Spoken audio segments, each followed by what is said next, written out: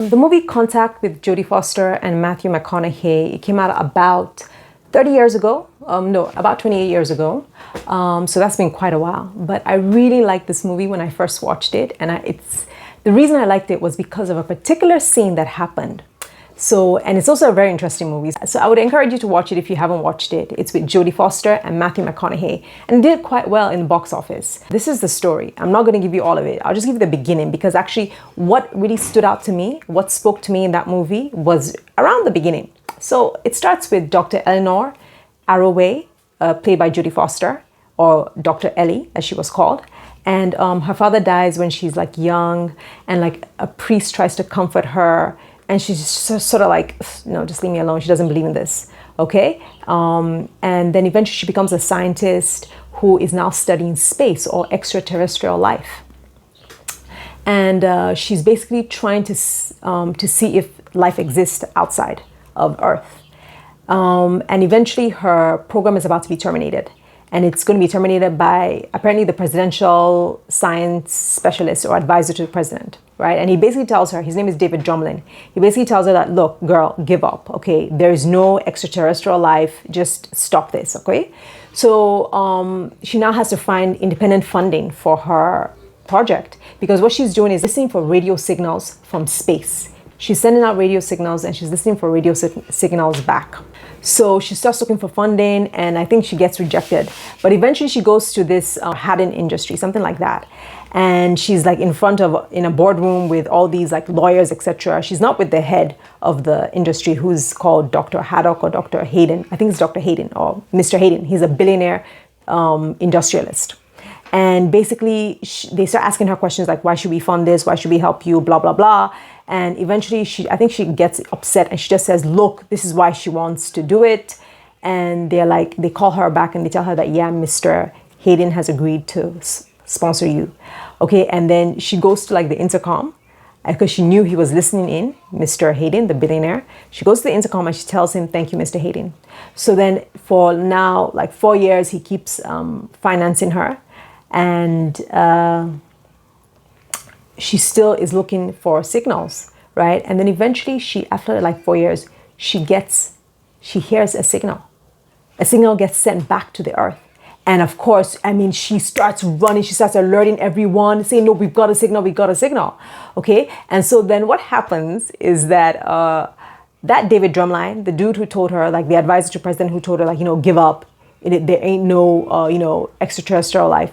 He then comes over and he now starts to try to take over the whole thing and all. And it was so infuriating because I mean, like, when I say he tries to take over, he didn't try and take over like in a, yeah, I'm going to take over this. No. He's trying to take over, like, I think some woman would understand like what he did here. He comes in because, like the president's advisors come, like maybe the Secretary of State, which is played by Angela Bassett.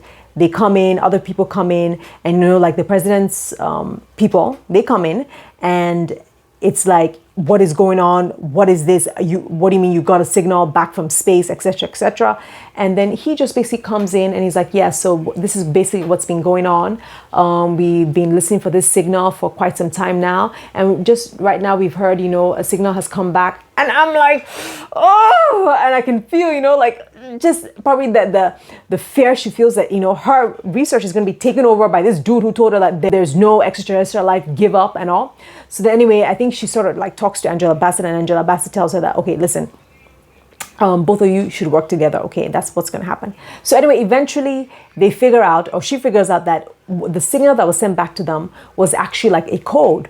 And so like Angela Bassett tells them that, listen, whoever decodes it first or finds out the code is able, I think it's decode the signal first, would be someone who will be like really involved in whatever they decide to do with this discovery, right?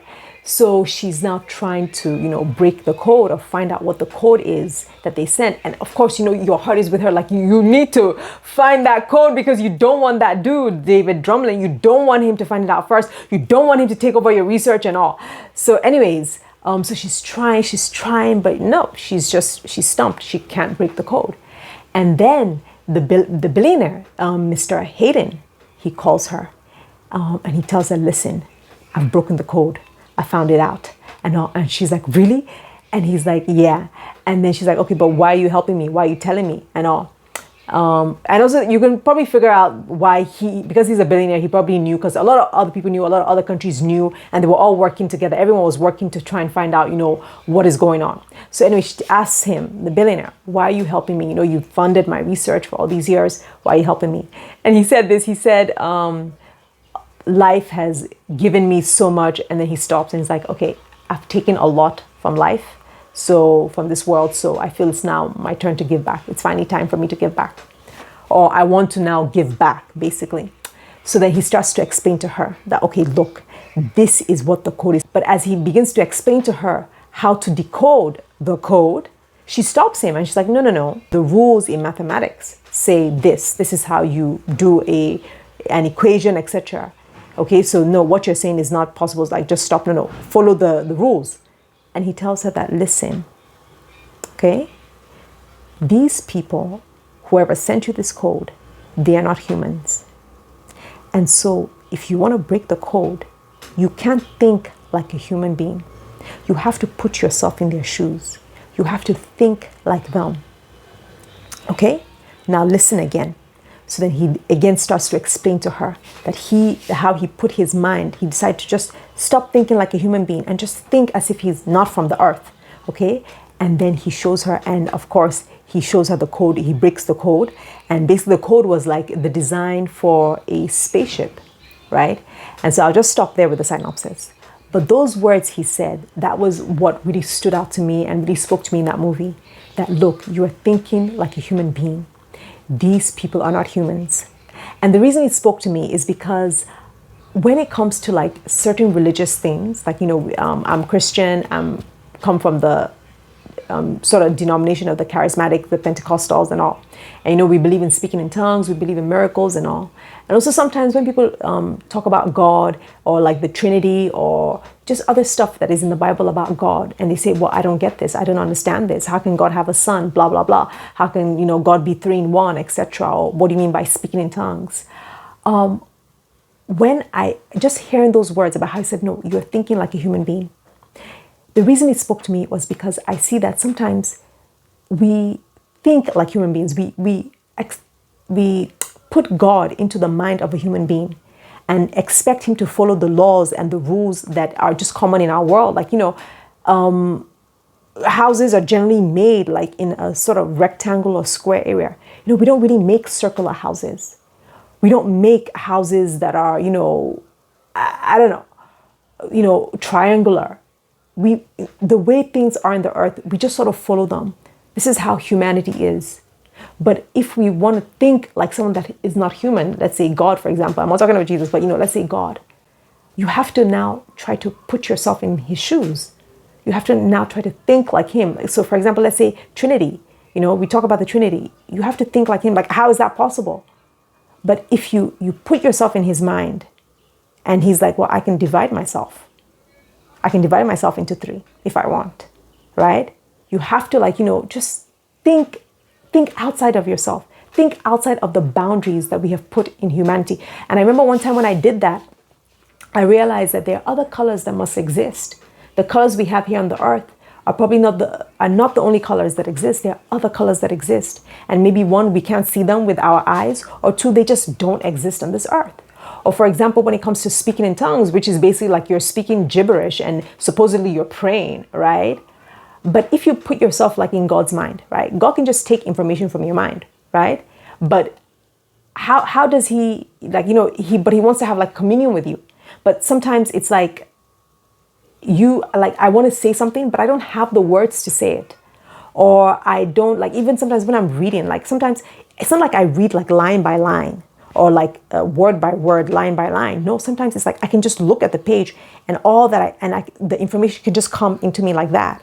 So it's like, if you look at tongues, for example, speaking in tongues, right? It's almost like the same thing where God is just basically taking the information from your mind. You don't have to, verbalize every single emotion or whatever you're feeling. He can just get the emotion, but he needs you to speak out something. So it's like, just say whatever and I'll absorb whatever it is you're trying to say, So I guess, yeah, that thing spoke to me. And I try to sometimes to to walk like that. Like, just put yourself outside of humanity. Think like you're not a human being, and then see what you can do in this world. Because I think that we also limit ourselves to certain things because we just think like what we see around ourselves. We think like the people around us. But if we were to think differently, if we were to say, okay, well, this is how things are in this world, is there a possibility of things being different? And to think that way. And I think that, life will open up more for us. So yeah, tell me what you think in the comments. Bye for now.